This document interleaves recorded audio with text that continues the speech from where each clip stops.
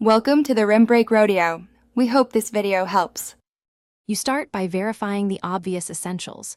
The SIM must be active and the correct size, otherwise the phone shows SOS only. Power the device off, eject the tray, and inspect both card and slot for debris or bent contacts. These cause no network registration.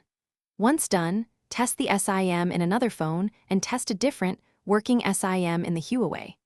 This separates SIM network issues from phone hardware or software faults. Make sure to note any error messages or signal icons for the next steps. Next, handle network and software settings that commonly block registration. Toggle airplane mode for 10 seconds, then restart the phone to force a fresh network registration. Go to Mobile Network Settings.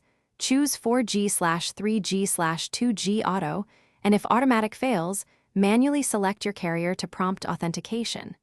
Disable VoLTE LTE or advanced calling features briefly, because incompatible VoLTE LTE profiles sometimes trigger SOS only.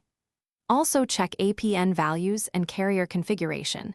Incorrect APN or a missing carrier profile will stop data and can affect voice registration.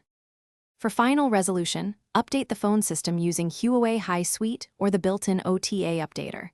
Firmware fixes network stack bugs.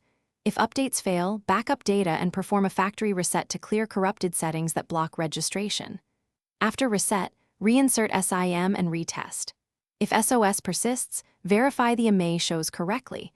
If blank or invalid, the modem needs repair. Finally, contact the carrier for an unlock or provisioning check, and if necessary, have a technician inspect the SIM slot. Thanks for watching. Consider subscribing if we helped you.